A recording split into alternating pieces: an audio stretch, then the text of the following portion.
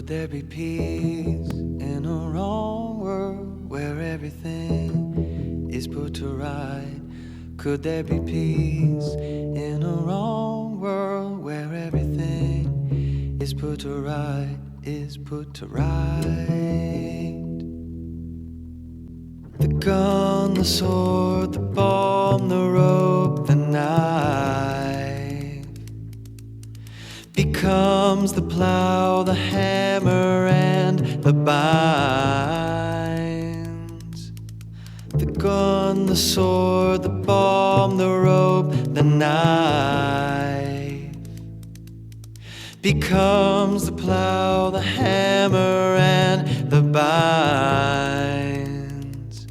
Could there be peace in a wrong world where everything is put to right? Could there be peace in a wrong world where everything is put to right, is put to right? The soldiers of the war and of the fight become the sons and daughters of the light. Could there be peace in a wrong world where everything is put to right? Could there be peace in a wrong world where everything is put to right, is put to right? Could there be peace in a wrong world where everything is put to right? Could there be peace in a wrong world where everything is put to right, is put to right?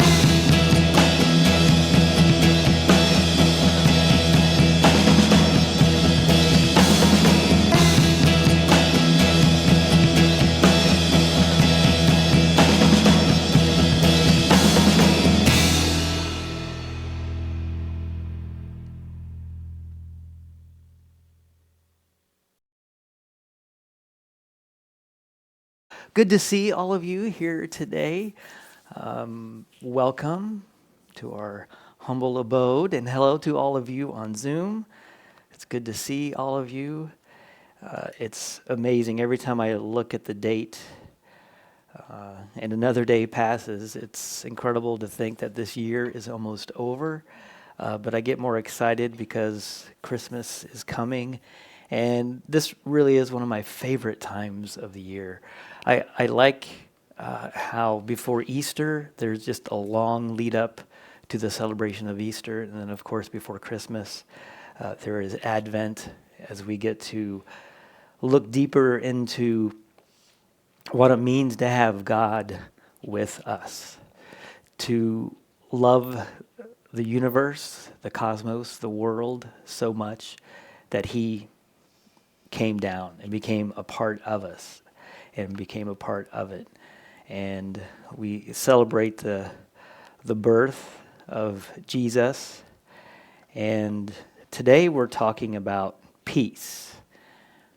And so when Jesus was born, there was a great celebration. The angels came and sang, "Glory in the highest, peace on earth to all men." And I can imagine throughout history, when a country was going to inaugurate or announce or crown a new king, there was probably always hope for more peace, or maybe peace at last. And with Christ our King, we can finally say, yes, peace has come. Peace has come. He's not only bringing peace, He is peace. As I said, we're in this time of Advent, this time of preparation, this time of excitement, anticipation, but also patience. I know a lot of kids are probably practicing patience right now as they see the gifts going in under the tree. Maybe they're being patient reluctantly, but this is a time where we get to reflect, we get to anticipate. And each and every day that we live, we anticipate the fulfillment, the culmination of what Christmas means, and of course what Easter means as well. Advent has 4 themes typically woven in: hope, peace, joy, and love. And last week we talked about hope, today peace, next week joy, and then of course love. And as I was looking at these words, as I said last week, these themes for Advent, I realized that they're words we use a lot, but they're not so easy to define. Or maybe we can define them with other words, but they're kind of a little nebulous to live out. I know probably almost every day we say, I hope this, or I hope that, or I'm filled with hope, or I've lost hope. How do we quantify hope? How do we quantify peace? And what about joy? How can you measure joy? As we watch daily maybe, or maybe some of us not daily, and I applaud you if you can stay away from your screen, whether it's on your phone or your computer or the television for a whole day. But we see advertisements and commercials and products that promise joy, or at least happiness. If you buy this, then finally you'll be happy. Corporations and companies and commercial sellers of goods and services think they can bottle joy. It's the new serum that you can put on your face to make you look younger. They sell joy, cars with big bows on it. They mass produce it and slap it on a lunchbox and convince us that once we have it, then we'll be filled with joy. Joy is a real thing, but it can be elusive.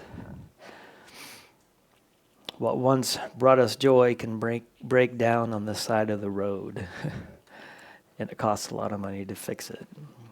It can go out of style, or we just get tired of it. So we go looking for the next little bundle of joy. And love. Love is really hard to quantify, isn't it? Is it something you can put on a scale and say, I have this much love? We know it when we see it, but it's hard to quantify, isn't it? Just like the whole idea of God coming to earth. We talk about it, we read stories about it. We're glad that it's real, but it's hard to quantify. It's hard to really wrap our minds around. And today we're talking about peace. Peace. What does peace look like? Is it just a ceasefire when the shooting and the bombing stops for peace talks? And when there's peace talks, is there really peace in the land? Or does this peace, when the shooting stops for a minute, only reveal the destruction, the pain, the suffering, the misery, the heartache, the loss, injury, death, and desperate need? Even when peace is declared, there is still unrest. And it seems like we're just waiting for the next skirmish or outbreak of hostility. And we still see oppression, injustice, inequality, and suffering. And even if there is a declared peace, are the people finally now at peace? Just because the bullets aren't whizzing by and the tanks have left? Do the leaders who have declared peace, do they now have compassion for their enemy? Do they love their enemies now? Because there's peace, peace that has been declared. Peace is elusive, isn't it? That's why I call this series an unquantifiable Advent. Hope, peace, joy, love. These words can be slippery, mysterious, elusive, transcendent, unquantifiable. But hope, peace, joy, and love are all qualified and quantified and personified in the person of Jesus. He is hope. He is what we hope for. He is peace. He is love. And he is joy. I'm going to read Psalm 85, verses 8 through 13. One of my favorite lines in the Bible is right here in this text. And later I'll read a few more Psalms, because even though Psalms is it's an incredible book. It's a roller coaster. If you've read much of the Psalms, you see the psalmist at the height of joy and hope and talks about peace a lot. But then a lot of times the psalmist is down in the depths, in the pit of despair. And he wants nothing but for God to use his power and his might to wipe out his enemies. And he's kind of all over the map. But the Psalms, I even just the word psalm, that's a calm word, isn't it? There's a lot to be said about when you're seeking peace to read through the book of Psalms. Psalm 85, verse 8 through 13. I listen carefully to what God the Lord is saying. And I would put that before us as well. Listen carefully to what God is saying. For he speaks peace to his faithful people, but let them not return to their foolish ways. As soon as people return to the foolish ways, peace is out the door. Because when we return to our foolish ways are ways of selfishness and greed and oppression and power over and control and being right. And when an individual holds those things, peace is very hard to come by. Surely his salvation is near to those who fear him. So our land will be filled with his glory. Unfailing love and truth have met together. Righteousness and peace have kissed. One of my favorite lines in the Bible. It's so beautifully written. Unfailing love and truth have met together. Righteousness and peace have kissed. This word righteousness, the base of the Hebrew word, we also get the word justice. Justice and righteousness are very similar.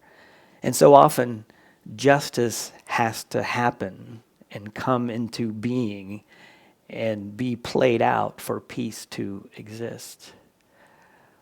I just finished a book called A Palestinian Theology of Liberation, the Bible, Justice, and the Palestine-Israel Conflict. And he writes about the circle of peace. And peace doesn't come at the beginning of the circle of peace. Justice does. Justice does. Justice and peace have kissed. Truth springs up from the earth, and righteousness smiles down from heaven. Yes, the Lord pours down his blessings. Our land will yield its bountiful harvest. Righteousness goes as a herald before him, preparing the way for his steps. Peace. We know who the bringer of peace is. There's a song that will probably, it's usually sung, I think, on Christmas Eve. How do you know, Ann? Ann saying, What song is it, Ann? Let There Be Peace on Earth? Well, and Silent Night, yes, of course. So if you guys want to sing along with this, I'm going to read it. I'm not going to sing it. I can't sing anyway, but even more so with the stuffy head. Let there be peace on earth. You can say it along with me. And let it begin with me. Let there be peace on earth, the peace that was meant to be. With God our Father, brothers all are we. Let me walk with my brother in perfect harmony. Let peace begin with me. Let this be the moment now. With every step I take, let this be my solemn vow, to take each moment and live each moment in peace eternally. Let there be peace on earth, and let it begin with me. As I was contemplating peace, this is one of the first things that came to my mind in regard to peace. And I would like to rewrite or take out one word and insert another one. And that's the word with. And insert the word in. Instead of let peace begin with me, I would like to say let peace begin in me. And here's why. I think so often when we desire peace and want peace and ask for peace, a lot of it is external, right? We want there to be peace out there. Of course, we want inner peace as well, but usually it's like there's all this stuff going on, especially on a global scale. We certainly want peace. We want there to be peace in Israel, in Palestine. We want there to be peace in Russia and Ukraine and all the other places where there is actual war. And we also want peace between different tribes or even ideologies or political parties. We want there to be peace. And we kind of want to put up the patches of peace out there. And people do make strides for there to be peace. But I don't think peace begins with me just doing something about that. Let peace begin with me by me doing something. I think peace begins in me. In the inner self, not just the external.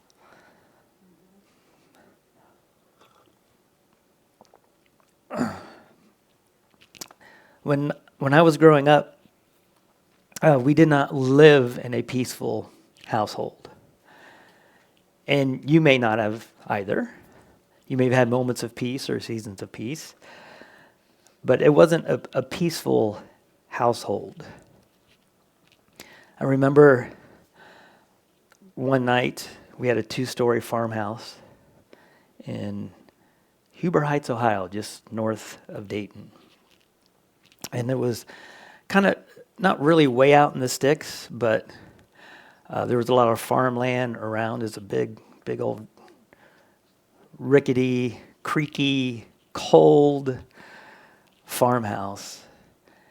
And all of the bedrooms were on the second floor.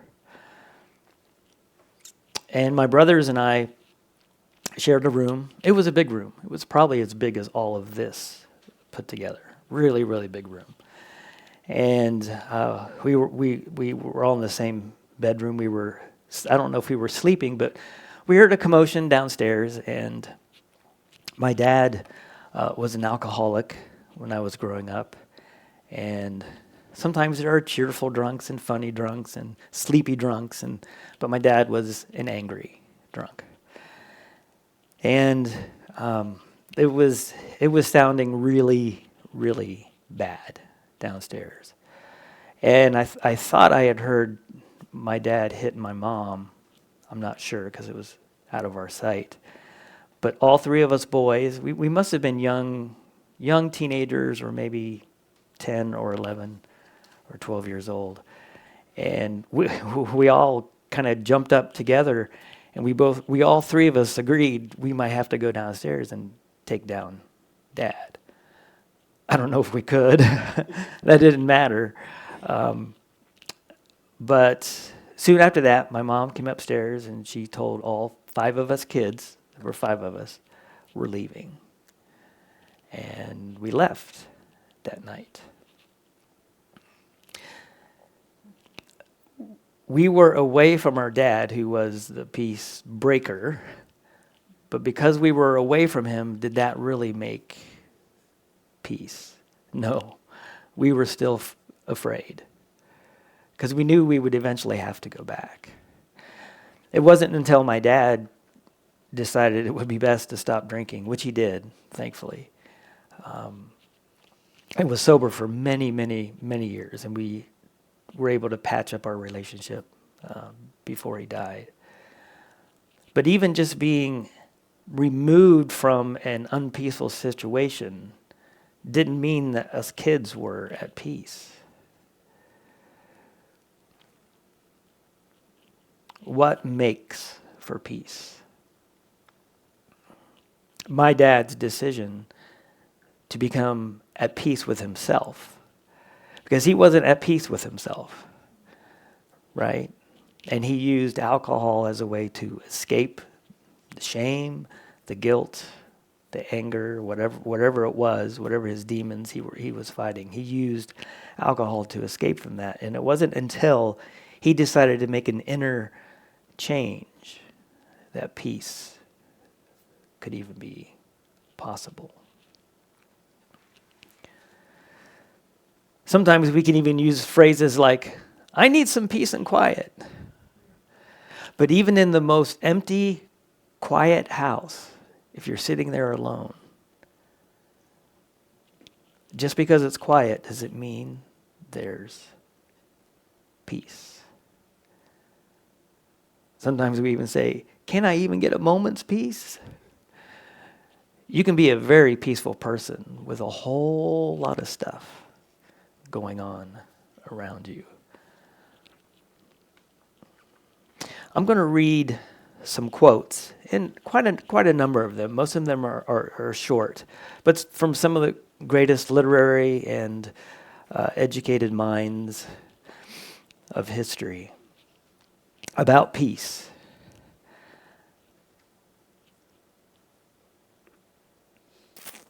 Ralph Waldo Emerson, and I have these on the slides if you want to put them up. And I'm pulling from these quotes from all over the place because I'm trying to help us wrap our minds around this unquantifiable word called peace. Nothing can bring you peace but yourself. So often I think we want peace done to us or peace done for us. And if that person gets that right and that person changes that and that person gets their act together, if everything falls into place, then I'll be at peace. But we can't control much, if any, of that. Michael Cunningham wrote, "You cannot find peace by avoiding life." Again, just to withdraw or extract yourself from the distractions and the busyness and the craziness of life will not automatically bring you peace. Sometimes that's what you need to do to find your inner peace at times, but you can't find peace by avoiding life. Aristotle said, it's not enough to win a war, it's more important to organize the peace. Eckhart Tolle said, you find peace not by rearranging the circumstances of your life, but by realizing who you are at the deepest level. And this is probably one of the most crucial ways for us to find peace, is for us to know who we really are. Now, I know Cassie is really Cassie, but even before she's Cassie, she's a child of God.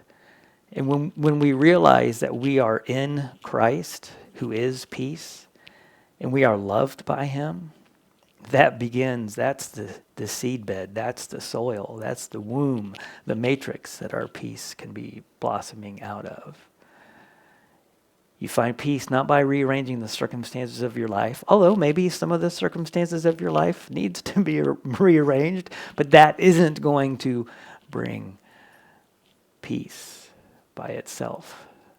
but by realizing who you are at the deepest level. Next slide. Peace is not something you wish for, it is something you make, something you are, something you do, and something you give away. Robert Fulghum wrote that. I would have to agree with that. Peace doesn't just happen. Peace is a choice. Peace is a choice. Mitch Albom wrote in one of his books, one of the lines, one of the characters, the old woman said, "You have peace when you make it with yourself."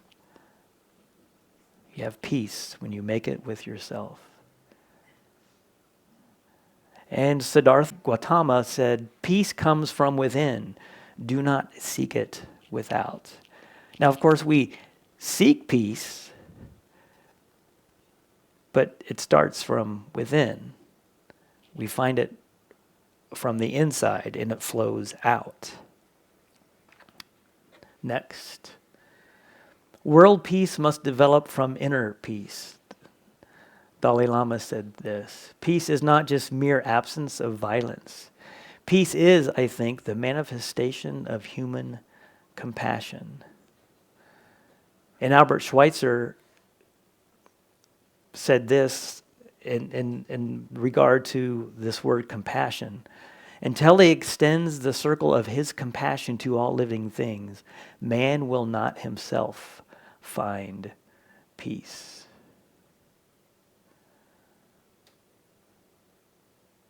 Until he extends the circle of his compassion to all living things, man will not himself find peace.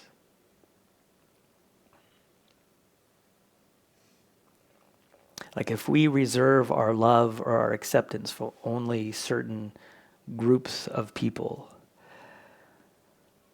or if we're always compartmentalizing things, there's always going to be an inner consternation in our hearts and our souls, and we will not be at peace. Next slide. Geshe Gelsang Yatso said this, without inner peace, outer peace is impossible. Again, there could be claims of peace and of truth and no more fighting, but without inner peace, outer peace is impossible. We all wish for world peace, but world peace will never be achieved unless we first establish peace within our own minds. We can send so-called peacekeeping forces. When I read that, I was envisioning, that's almost an oxymoron, isn't it, in one sense? Because how is peace sometimes kept? I should put peace around in quotes. It's a lot of times with violence. The term Pax Romana was used by the Roman Empire, especially near and around the time of Jesus. It was Pax, meaning peace, the peace of Rome. And the way they kept peace was through violence. We'll protect you, we'll keep you at peace if you bow your knee to us, if you succumb to our rule and our oppression. We can send so-called peacekeeping forces into areas of conflict, but peace cannot be opposed from the outside with guns. Only by creating peace within our own mind and helping others to do the same can we hope to achieve peace in this world. Peace starts in us, not just with us. Next slide. I like this one too. You may say I'm a dreamer, but I'm not the only one. I hope someday you'll join us and the world will live as one. John Lennon. Mahatma Gandhi said, there is no way to peace, there is only peace. Certain types of peace may be achieved by taking certain steps, but there is only peace on the inside that is going to make way for true peace. Kaman Kojori says, always ask yourself, Always ask yourself, what will happen if I say nothing?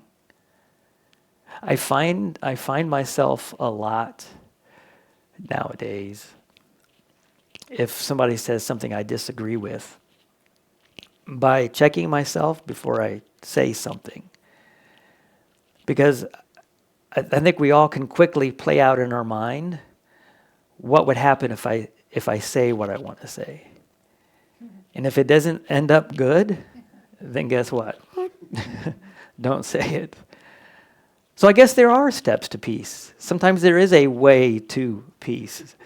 And that's to not always have to have something to say. Always ask yourself, what will happen if I say nothing? To understand the immeasurable, the mind must be extraordinarily quiet and still. And I want to thank Felicia, because I don't know if you picked up on it or not, but several times she said that she's practicing peace, and she talked about slowing down, about being quiet, about being still. And sometimes we have to tie our brain down and slow down to feel that peace come over us. I think I have a couple more quotes, and then we'll begin to wrap up. The more humble and obedient to God a man is, the more wise and at peace he will be in all he does. Thomas à Kempis. Better than 1,000 hollow words is one word that brings peace. Buddha penned that one. Peace is more than the absence of war. Peace is accord. It's harmony. I think we would all agree it's not enough that fighting just stops, but that two sides, two entities, two people, two families, two nations need to come and find harmony, the common ground, the basic respect and love for the humanness, the humanity of each group. This harmony.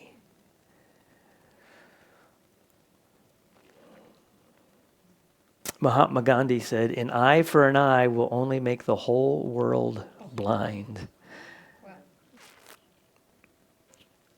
Some people think that there will only be peace after they get to do to someone else worse than what was done to them. Or at least to get back, to get revenge, to exact violence because of the violence that was done to them. This eye for an eye, tooth for a tooth concept. But Mahatma Gandhi says an eye for an eye will only make the whole world blind, right? Somebody has to stop the retaliation. Somebody has to stop the revenge. Peace, Albert Einstein said, cannot be kept by force. It can only be achieved by understanding. And I would say understanding what? Actually, I would say understanding who. And that's understanding also how God wants us to live with one another and with ourselves. Thomas Merton said, instead of hating the people you think are war makers, hate the appetites and disorder in your own soul, which are the causes of war. If you love peace, then hate injustice, hate tyranny, hate greed, but hate these things in yourself first, not in another. Hiro Mishima said, if peace can only come through killing someone, then I don't want it. I mean, that's pretty hardcore. Peace is not achieved in that way. And then the last one, Confucius. If there is righteousness in the heart, there will be beauty in the character. If there is beauty in the character, there will be harmony in the home. If there is harmony in the home, there will be order in the nations. And when there is order in the nations, there will be peace in the world. So how do we get peace? What makes for peace? In this book, A Palestinian Liberation, a Theology of Liberation, on page 121, author Natim Stefan Atik quotes Thomas à Kempis, a medieval priest and writer, and says, "All men desire peace, but very few desire those things that make for peace."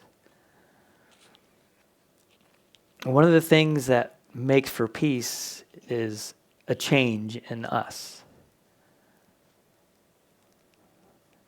And people desire peace, right? No more fighting, no more war, but they don't want to change. All men desire peace, but very few desire those things that make for peace. What makes for peace? What makes for peace? When I think about things that would have to change in me for peace, maybe you can think at this moment too, what in me needs to change for peace to take hold in your heart, in your life? I know for me, one of the biggest things that has to be transformed in my heart is to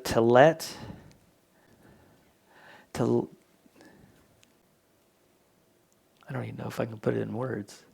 What do you want to say, There's Felicia? 2 words I think of all the time. Is if someone's doing X, Y, Z, A, B, C, Mhm. it's obvious, just let them. Yeah. Because we can't Yeah. fix it for them. Yeah. Right. So Felicia said is two words, 3 words. Let them. Let them be. I don't know if any of you here are like kind of control freaks or attitude police or We're sensitive. yeah, we're sensitive. Felicia said, just let it go, let it be. If you've been around in my house for very long, you know I like certain things certain ways. And I, for some reason, think certain things need to be done in a certain way and in a certain order. And if they're not, there's not peace. and it may seem kind of silly, but I Felicia put it well. I need to let things go. I mean, how important is it how somebody loads a dishwasher anyway?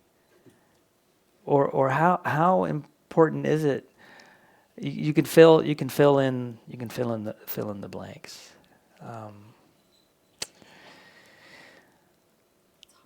It's hard. I think one thing that makes for peace is breath.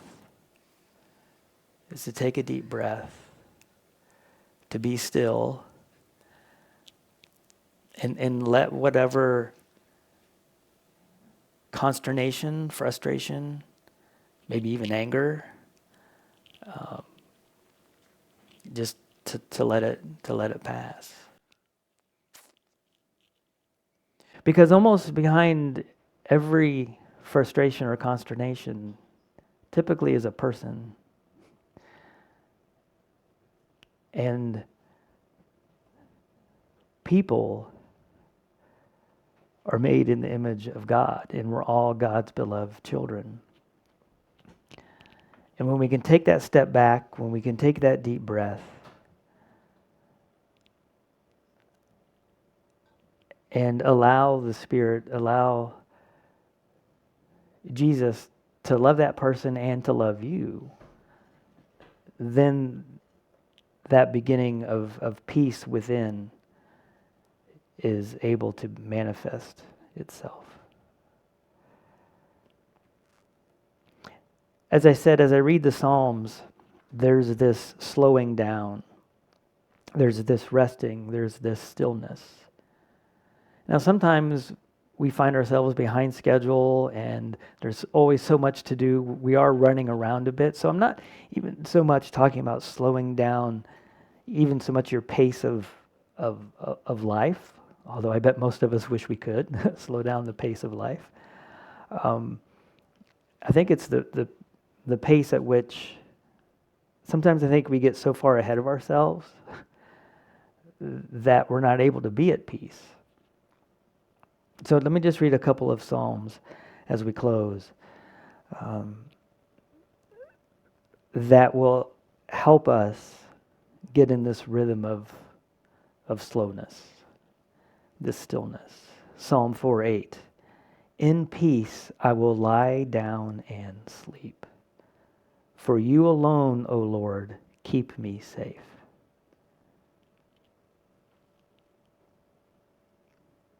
You alone, Lord, keep me safe. Psalm 23:2. He lets me rest in green meadows. He leads me beside peaceful streams. Psalm 29:11. The Lord gives his people strength. The Lord blesses them with peace. And then the last one, Psalm 34:14. Turn away from evil, do good, search for peace, and work to maintain it. Choose peace. Turn away from evil and do good. Search for peace and work to maintain it.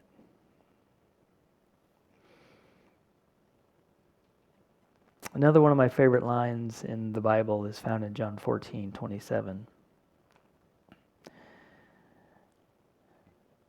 Jesus could have said, I leave you a lot of things, but this is the one main thing that he said, I am going to leave with you. I'm going to give you. He didn't say I was going to leave you hope. He came to give us life abundantly and to be filled with joy, but he didn't say, I leave you joy. He said, I leave you peace. Peace I leave with you. And not just a little pat on the head, have a nice day, be warmed and filled. He said, my peace I give you. That's where peace comes from. That is true peace. It's his peace. Peace I leave with you, my peace I give you. I do not give to you as the world gives. And that's a whole loaded statement. The world promises peace only if you do exactly what the dictators, the authoritarians, the Caesars, the empire tells you to do. And it's usually not for your benefit. And a lot of times the world will give something and ask for something in return. The quid pro quo. I'll do this for you if you do that for me. That's not the way that Jesus gives. Do not let your hearts be troubled, and do not be afraid. There's a whole lot happening in the world today, and I know there's a whole lot happening in your lives. And sometimes when those two collide, or you're up to here with both, it may seem like there is no peace to be found. But there is peace. It's a gift that Jesus has given us. Peace I leave with you, my peace I give you. So this Christmas, let there be peace on earth, and may it begin